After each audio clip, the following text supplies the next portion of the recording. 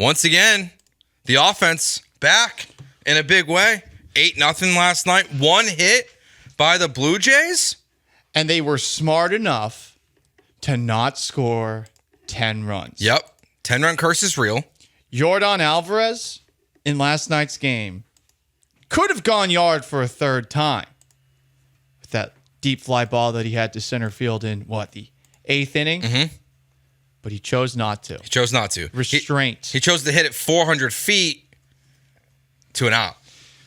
It's a great night for Yordan Alvarez. For any of the people out there who were panicking about him, you're crazy. I didn't say you're effing crazy. I said you're crazy. You're bleeping crazy. He had 5 batted balls with an exit velocity of 100 miles per hour plus, and 3 batted balls with a projected distance of 400 feet plus. Add in an Altuve home run, Jeremy Pena, a home run by him, and it's just so damn frustrating that this homestand is a 2-5 result. It's crazy. It is. I think there's more positives than negatives with the Houston Astros right now. If you take away the record, the ERA from the rotation is incredible. In 2 of these 3 games, they gave up 1 hit combined.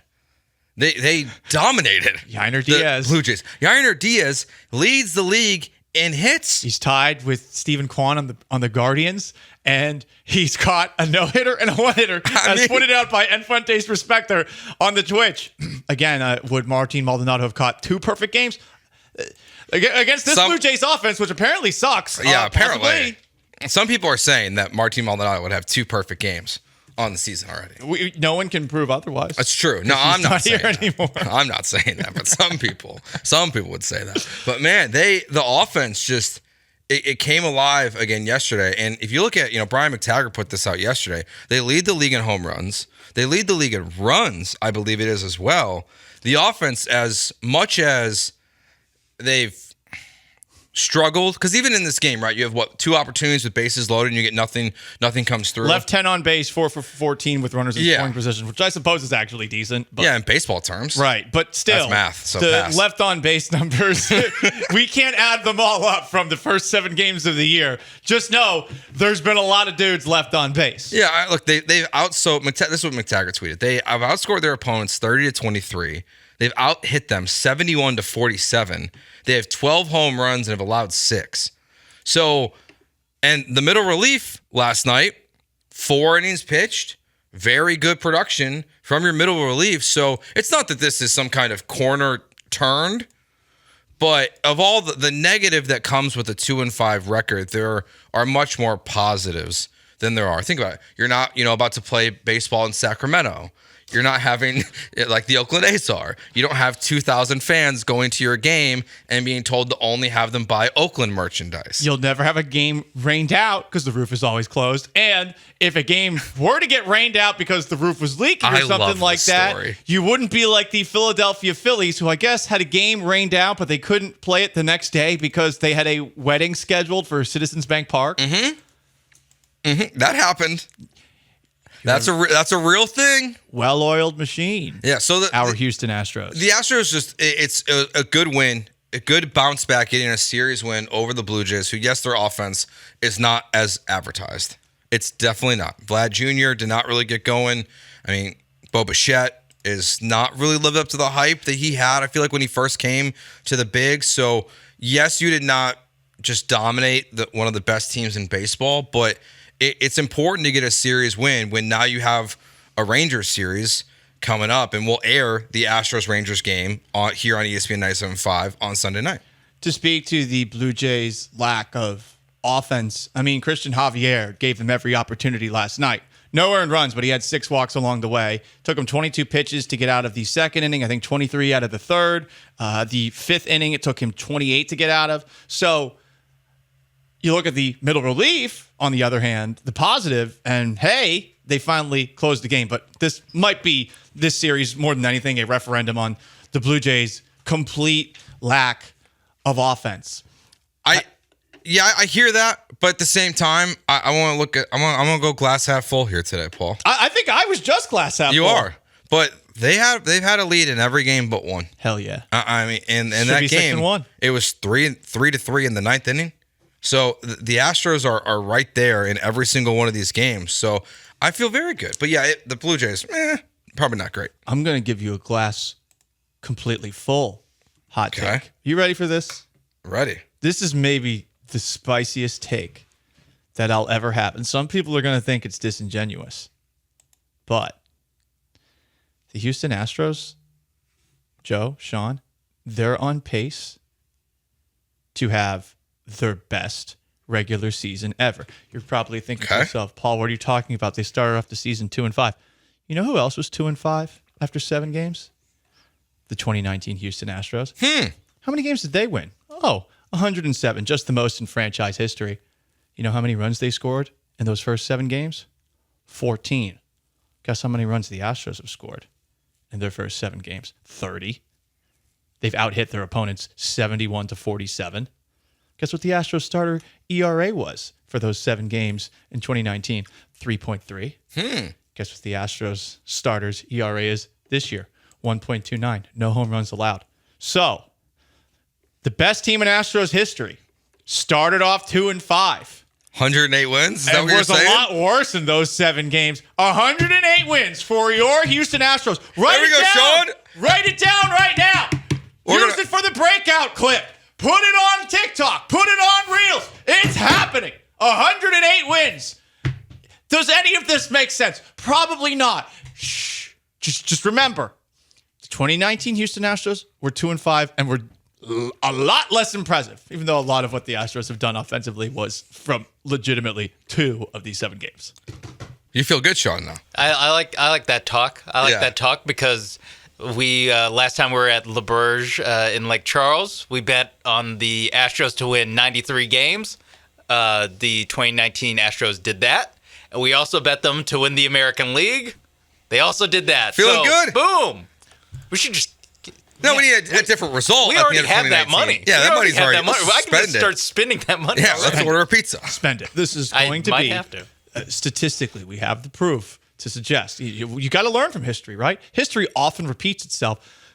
The Houston Astros have their best seasons when they go 2-5. That's fact.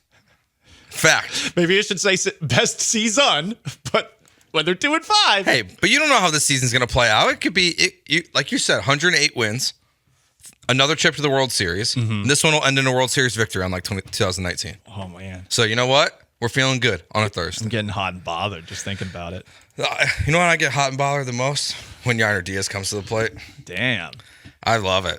This guy's awesome. Oh, He's I thought it was so attracted to him. I was like, okay. No. I thought I was the gay one on the show. I thought you were going to say something about Nothing Jeremy wrong with Pena. that. Yeah. No, I leave the Jeremy Pena love for Paul. We can't love the same person and the women of Houston. Yeah. Have my babies, Jeremy. Yeah, I'm gonna be Team Yainer. I'm gonna make a song for Yainer Diaz like you sing for Jeremy. Okay. But Yainer's a tough one. Well, so we'll have to figure out you just have to find something. That's all. You gotta find something. Is 2 syllables in nature, and you could, I don't know. How about this? Have you ever heard? This is a song by Dio. I'm musically challenged. Someone just asked me if I'm going to the DMB concert, and I didn't even know they were talking about David Matthews Band. I thought he was misspelling. It's DMT. Dave. It's called Dave now. They changed their name. Isn't it always Dave Matthews? I thought it was the David Matthews Band. I don't think so. Whatever. Listen, I don't know much about music, but I do know there's a song by Dio called Holy Diver. Okay. How about this? It sounds like this. Holy diver, you've been gone too long in the midnight sea. Oh, what you've done to me. Something like that. How about this? Holy Yainer. Holy Yainer. How about that? I think that's a good start. I've been blaring that song a lot recently, so that's like the first one that came to mind. That's like your go-to? I was watching an old episode of South Park, and they play that in the episode a lot. Okay. Yeah. But yeah, Yainer Diaz is what he's done so far. Holy Yainer. All these multi-hit games that he's having. This is not a referendum on Dusty Baker. It's not. I'm over that conversation. I mean, it kind of is, but it kind of is. No, I'll admit it. You know what? He leads the American League in hits. He looks different to me. He looks much more. He looks more patient. Oh, okay. At the I thought you were plate. Okay, to say Adolis Garcia different. No. Okay, He's not roided up. He looks more patient at the plate. No, Adolis is on steroids.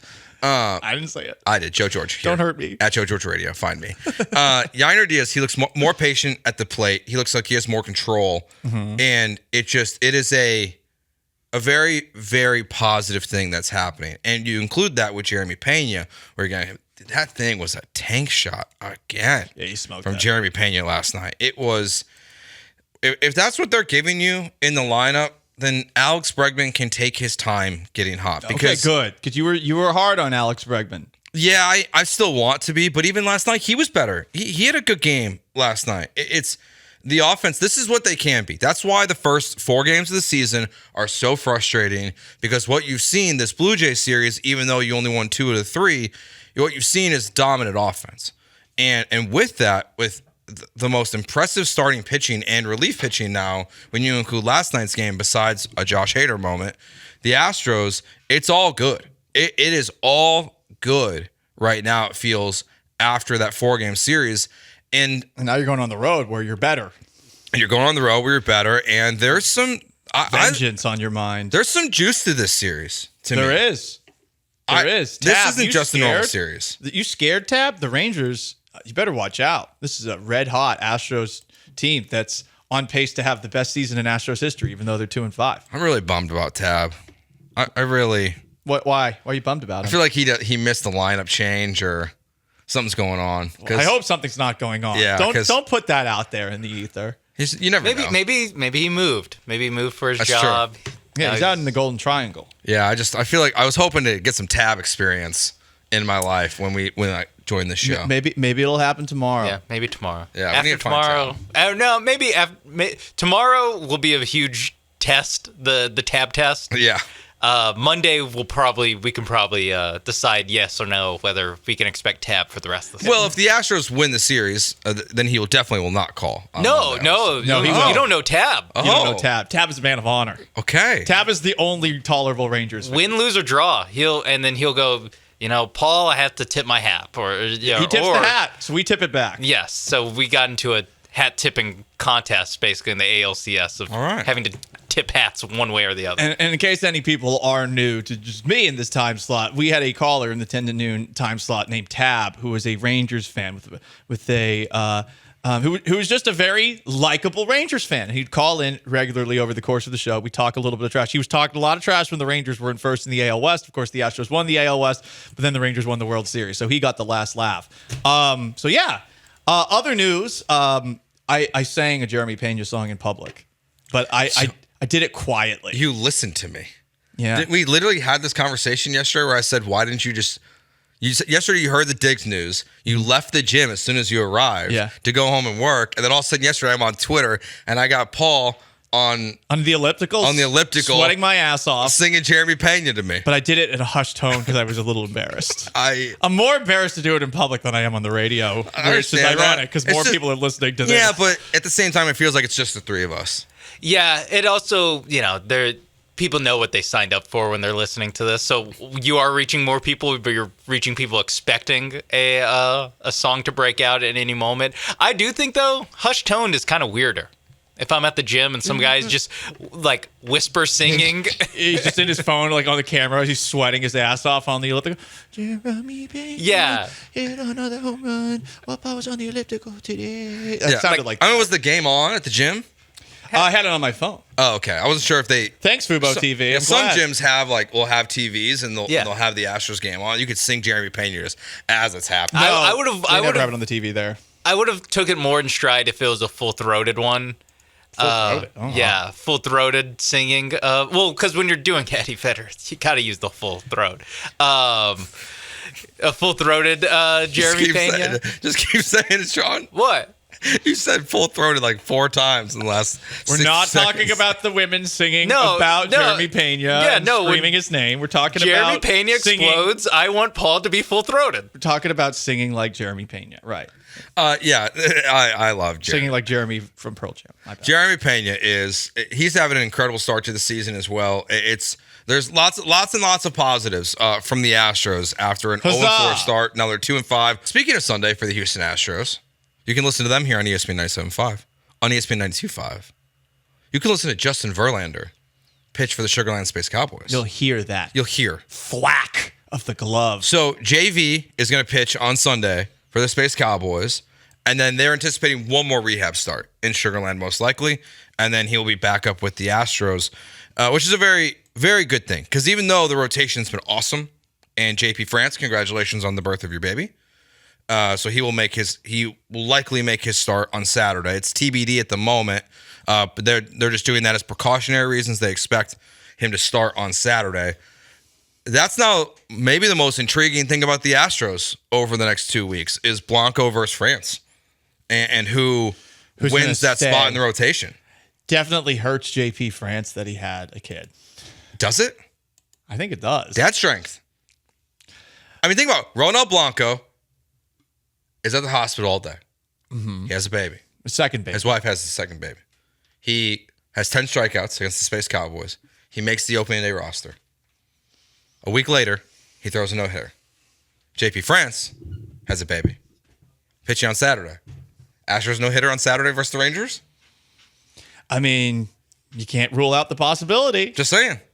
Dad's strength seems to be real within the Houston Astros organization. It would help if they were playing the Blue Jays and not the Rangers. Yes. Because the Rangers offense looks to be pretty good. It's very, very good. Who's this new kid? Wyatt Langford.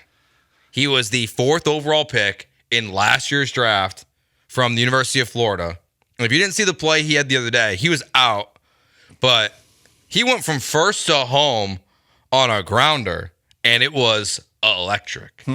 The comp, because we'll talk about this later. I've heard this too from Jeff Passan, I because heard he really this. pissed me off. Jeff Passan said the comp for him is Mike Trout. Yeah, I heard that. Which made me want to vomit, to be honest. The idea that they've added that level of a player, they almost brought him up for the World Series last year to get at bats. So yeah, their offense is awesome. It almost made me vomit too, because honestly, I mean, that might be really like slandering Wyatt Langford. Because let's be honest, Mike Trout's never done anything that matters. It's true. He's played in 3 playoff games, 1-0. They lost all 3. I mean, if he's an MVP, then I mean, shouldn't the Angels have won multiple World Series when they had another MVP on their team? I love doing that disingenuous argument with baseball. It's the best. There are some Mike Trout stands out there, and I know for us watching the Astros, when you watch Mike Trout, you know he's a good baseball player. Yeah. You know he's one of the best of the generation. But you also know that he almost never does anything against the Astros. I don't know why his numbers are rather pedestrian against the Astros, but they are. I used to sarcastically, and people in Seattle don't really understand sarcasm, but sarcastically say while I was up there that Mike Trout, man, just not a very good player. Yeah. And people would ask, why do you say that? I was like, well, you can't do it against the Astros. I mean, does it matter what you do if you can't do it against the Astros? Same kind of argument I used to do with Texans fans back in the early 2010s. I was like, oh, what are you going to do against the Patriots? The answer was nothing. Yeah, exactly. Question here on the Twitch from Scarecrow Zilla. What a name. Or really, it's just a take. Diaz stats are very, very good. Long way to say it. But if Pregame doesn't get going, he would move Diaz up to the number 4 spot in the lineup. Now, I'm not normally a big lineup guy, but the way Yainer Diaz has been playing, I actually will entertain this conversation. Because as much as I love Alex Bregman, and I was very frustrated with him yesterday, and it was better, Yainer is, if this is who he is, I want to play the analytics game here and get him more at-bats. I want to reward him and move him up in the lineup and just keep moving Abreu down as well with it, like to the 9 spot, as these other guys continue to have success, even though he didn't play last night. But I am very intrigued by Joe Espada going forward and how he will handle guys like situations like that. That's what I'm most curious about. Not exactly of the lineup order, but what is Joe Espada's approach? Because we've already seen him make the move with Yainer to move up in front of Abreu. We've already seen him be willing to bat lefties back-to-back, which is just something Dusty Baker never would have done. So Joe Espada is very open to that as well. I'm curious over the long term if there's more struggles from these guys, what other lengths he'll be willing to go to. Yeah, I like that he's not as patient as Dusty was. How long was Jose Abreu in the cleanup spot last year? Mm-hmm. Felt like it was a while. Forever? Right. It felt like? They had Abreu high up in the lineup for much longer than they should have. So you're hoping, and we've discussed this before, that Espada is going to be not constantly reactive or impatient with the lineup, but if a guy's hitting well, move him up. Mm-hmm. I think the tricky thing right now is you have a couple of guys who are hitting very well in the lineup because Jeremy Pena is also hitting well, while Bregman's off to a slow start as every single year. That's what you kind of expect out of him. Are there other moves to come? I don't know. But I think the good news is the Astros offense has put together 2 games where they've shelled the ball, and the potential for this offense is limitless. They just got to figure out how to get hits with runners in scoring position and how to stop leaving guys on base. Fred asks, when will Joe's son be taller than him? I would. Oh, that's not nice. I think he is going to be taller than me by like 15.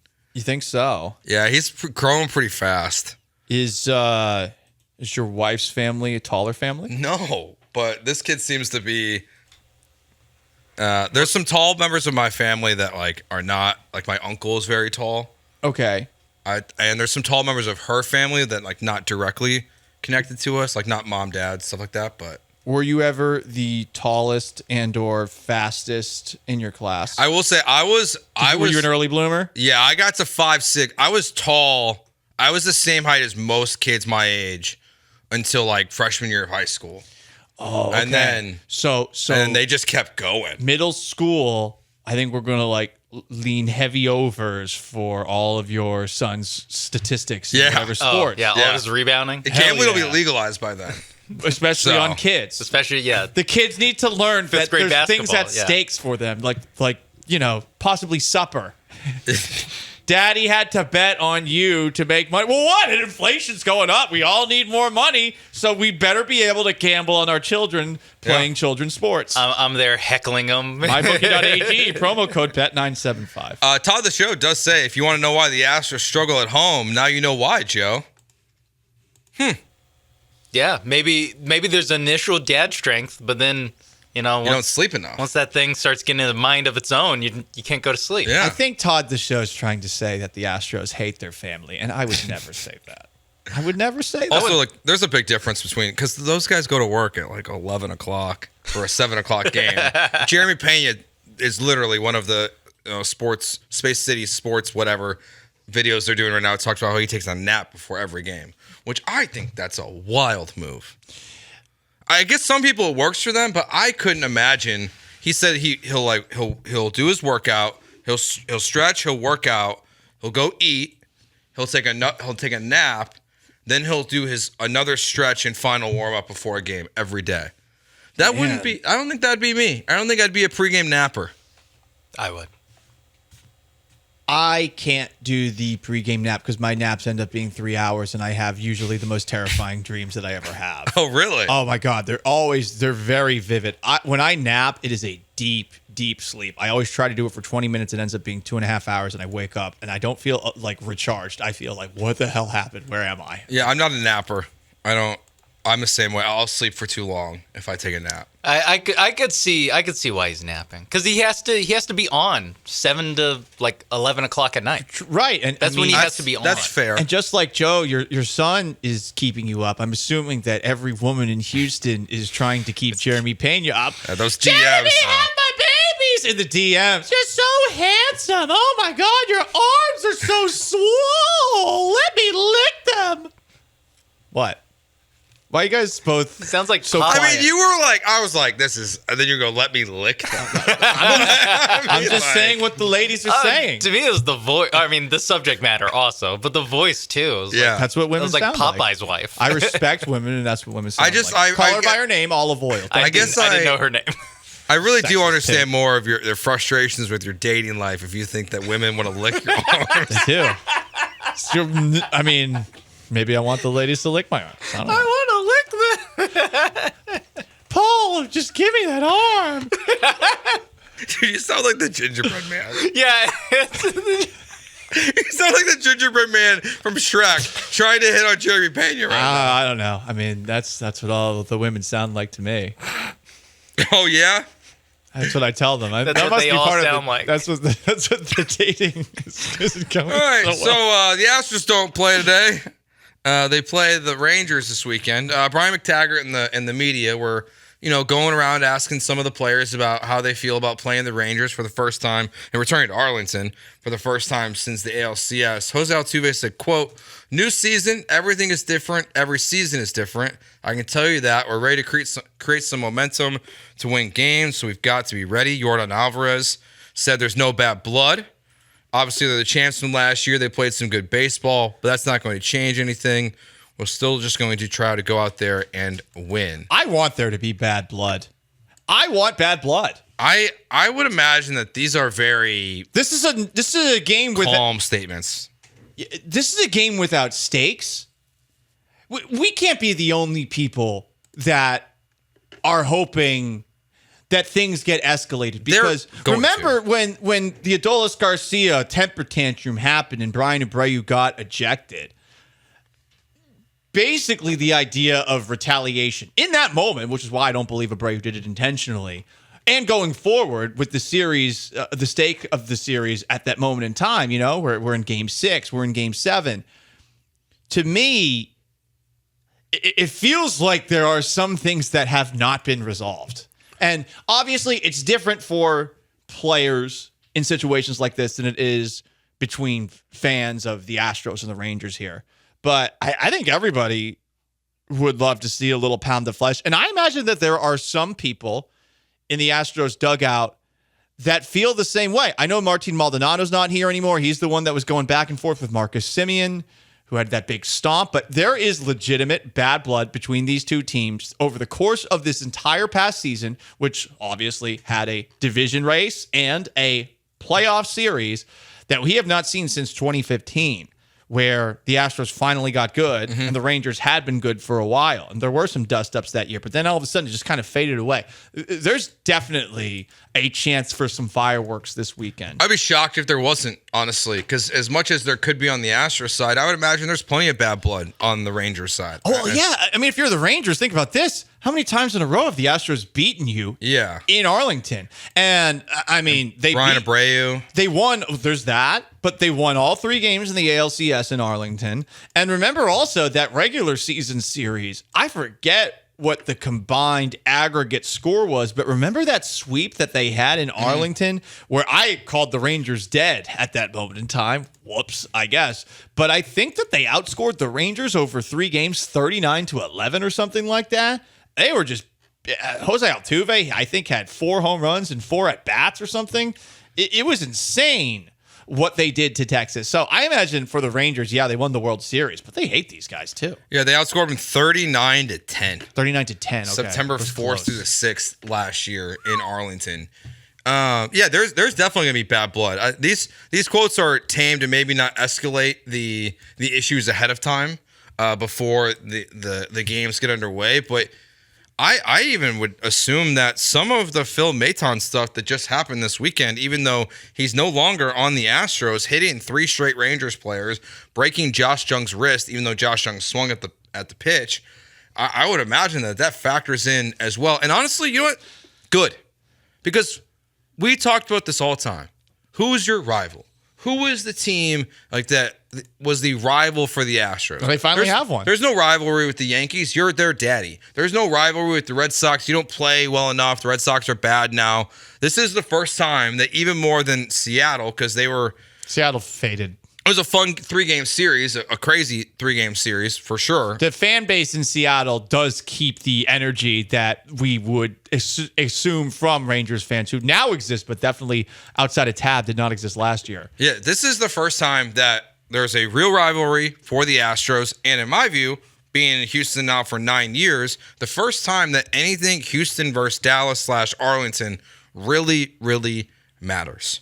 It really matters for the first time in a long time. I can't disagree. I'm sure that there were some Rockets Mavericks moments in the days of Dirk, in the days of Yao, Tracy McGrady, where it was interesting, but was it ever bad blood? Yeah, they played a first-round series in 2005 that went 7, and then the Rockets lost by like 70 in Game 7. It was like 2016, 2017, there was an early playoff. 2015, it was... I think the Rockets won in 5. That was the series where Rajon Rondo quit on the court. It was a total mismatch. But there hasn't been like a knockout, drag out, where both teams think they can win a title. I mean, probably since that '05 series, but even that one was a first-round series. It was a 4-5 matchup. Yeah, so this is, and that's what's good. There's more regular season intrigue with this Astros team now partially because of things like this. Like the series this does feel different. It's not just that you're 2-5 and starting the season, and the Rangers are 4-2 to start the year and having a good roll at the beginning. There's juice to this series. Yeah, I mean, you haven't had this since probably the Cardinals, the early 2000s. I would imagine, yeah. Playoff series, the NL Central chases, and maybe you want to go a little bit further back, you could talk about the back and forth with the Atlanta Braves, but that seems to be more in the playoffs. And Atlanta's a weird kind of sports town, and also just the fan base of the Braves was always interesting because they were on TBS, so there were so many people in the Southeast who liked the Braves. So you would probably run into some Braves fans, actually, but it's also weird because Atlanta's just not a very good sports town. But anyway, tangent aside, I'm excited for this, and I mean, we could leave this open to the peanut gallery, 713-780-3776. Who starts Bleep this weekend? Fromber? Adolis Garcia? Is there somebody else that we're not thinking about? Because, see, the pitching matchups are interesting because the Rangers really aren't going to throw anyone of consequence in this series with connection to their history of what happened last year. Because everyone's hurt. Everyone's hurt. Just kind of like, kind of similar to the Astros, but... Corey Seager would be a prime target for some sort of retaliation if people care about him using Alex Bregman's comments against him in the parade. That's true, too. Is Nathan Uvalde pitching? I mean, if he they're gonna miss Jordan Montgomery's gone. Yeah, they're gonna miss Eovaldi. Right now, they're projected to face Eovaldi next weekend on the 14th when the Rangers are here, but they're gonna miss him. Right now, it's Hunter Brown versus Bradford. Don't even know who that guy is. JP France versus John Gray, and then Ronald Blanco versus Dane Dunning, and then Monday is Fromber versus Andrew Heaney. I wish they're going to get DeGrom back at some point this year. You would assume. I really wish Scherzer was healthy. Scherzer batting practice is fun.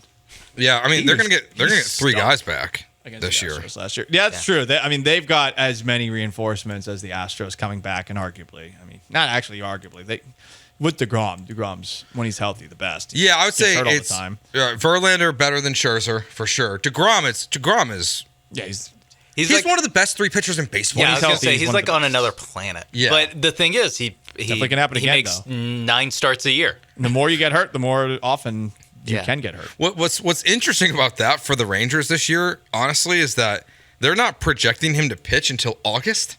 Whew.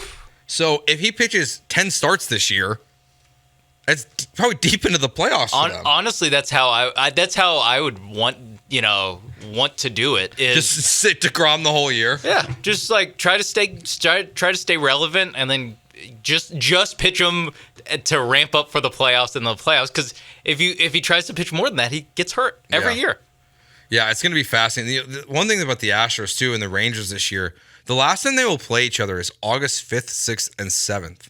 They will play the rest of August and all of September without playing each other. So if there is a close division race this year between these two teams, you will not have that last month and a half stretch in which Scherzer, DeGrom, Garcia, McCullers, and Verlander are all back, assumingly, for these teams. You will just not play each other. Who? Oh, God, baseball's so dumb. Who decided that? Well, because they come out with the schedule before the playoffs. I get that, but even to that point, it was a close division. The Rangers were good for the first time in forever last year. You assume the Astros are going to be good because they're the Astros.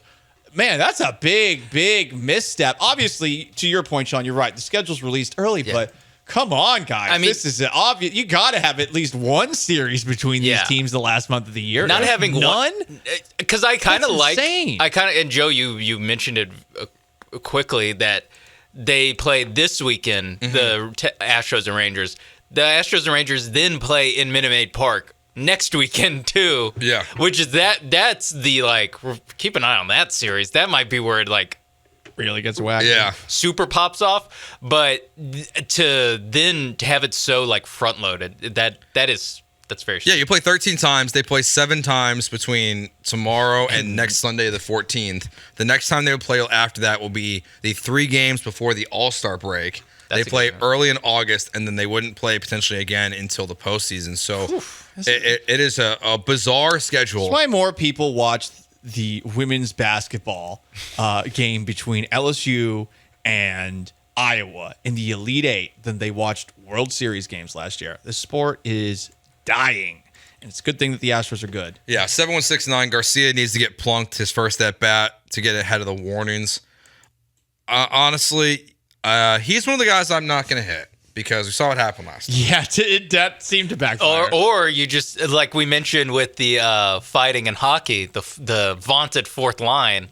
That's true. Get one of these fourth line middle relievers out there. No. Hey, if you want to suspend Dylan Coleman for the rest of the season, go for it. How about Miguel Diaz? Who? Sure. Exactly. Who the Astros claimed today and is going to be on the 40-man roster. Penn Murphy, Luis Garcia were just transferred to the 60-day injured list to clear 40-man roster spots for Cooper Hummel, who is a catcher outfielder from the Giants that they just claimed. I like that. I guess in first base as well. Oh. And then they brought in this Miguel Diaz guy, who they also claimed. So Miguel Diaz, you are the thrower of baseballs at the Rangers. Welcome to the Astros. I like that. It's like a gang initiation. Yeah. Well, go back to us talking about the hockey. It's like your fourth line. Yeah. Where he's like, all right, just come in, gang initiation. That is funny. Then he's going to be the first one that gets got. Yeah, like in that episode of Peaky Blinders where they get this little pea pants to go kill somebody and he gets his throat slashed in jail. Yeah, Rojas is going to get jumped in.